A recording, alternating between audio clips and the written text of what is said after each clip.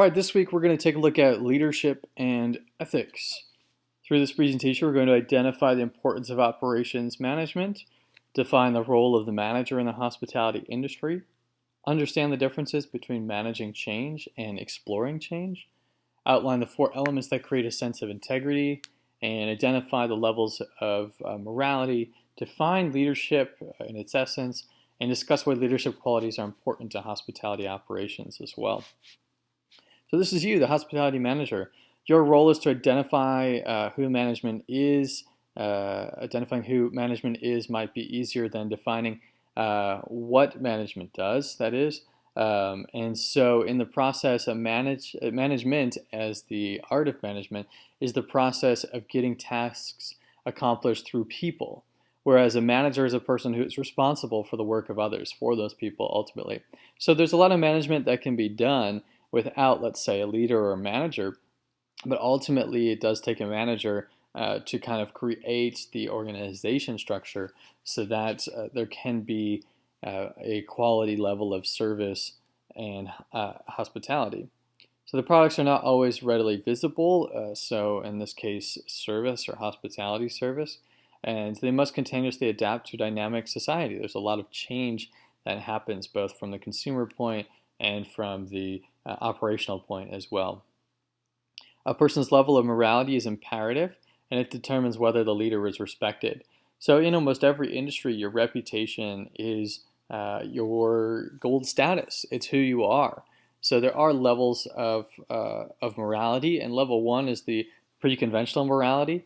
And this is where you are aware of cultural prescriptions of right and wrong behavior, and response is based on will I be harmed and or will I be helped?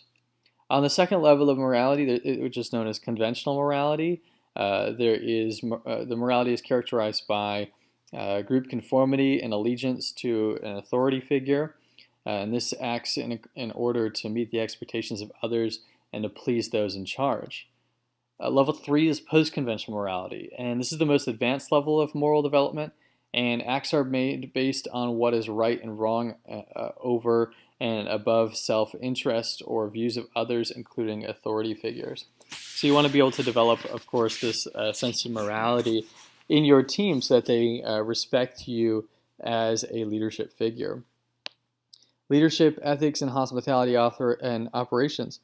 Leadership has been defined as the relationship among the follower, leader, and the environment. So I think it's important to kind of note this old adage that we have now about the pack of wolves, right, and who actually is the leader. Oftentimes people think it is those at the front leading the pack, but the reality is the leader in the pack of wolves is actually the one who's at the back, taking care to watch for all of the rest of the pack of wolves, and also to act at a moment's notice and to alert them when possible. So in this particular image, we have the first group listed in yellow here. And these are generally the old and slow ones that lead the pack, and they're known as the boardroom. And they don't look back and have no feeling of what is happening within the group. So these might be the elders in a group, as an example, not always the case, but they may be stuck in their way, and they may not be looking for new ideas that are coming from the youth behind them. The second group in red is kind of like the middle management pack. Their focus lies on the first group, and to make sure that they keep them happy, that they filter negativity coming from the bottom and the top, and they're kind of stuck in between. The big group, of course, of the pack is the general employees, mostly fed up with the way things are being run. They might have new ideas that just aren't being listened to by the first group of people. And then there's also ultimately the last wolf, and the last wolf may be seen as a coward or a disruptor, but he's the one who's taking a step back, taking a look at the big picture, to look at the whole group and assess it and see what's the best way of working. They will have to decide if they stay within the company and lead the last group of promising progressive thinkers, or break with the establishment and start their own pack. So this is something that a company needs to think about. Something you also need to think about as your leadership style as you go through. Who do you want to be? Do you want to be the people pleaser, the one who looks after the top management and maybe even so blindly? Or do you want to be the one who sticks out and the one who maybe disrupts things a little bit, makes change, and does so that the company can better themselves?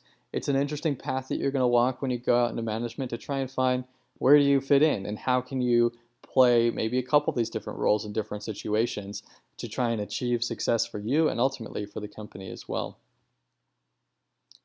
Leadership qualities that are important to demonstrate a quality that followers want to emulate, right? So it's not just that you know what you're doing, it's not just your skills, but your ability to do it to instill a desire to follow in that direction as well, right? So this is where those soft skills come in that we talked about a couple weeks back.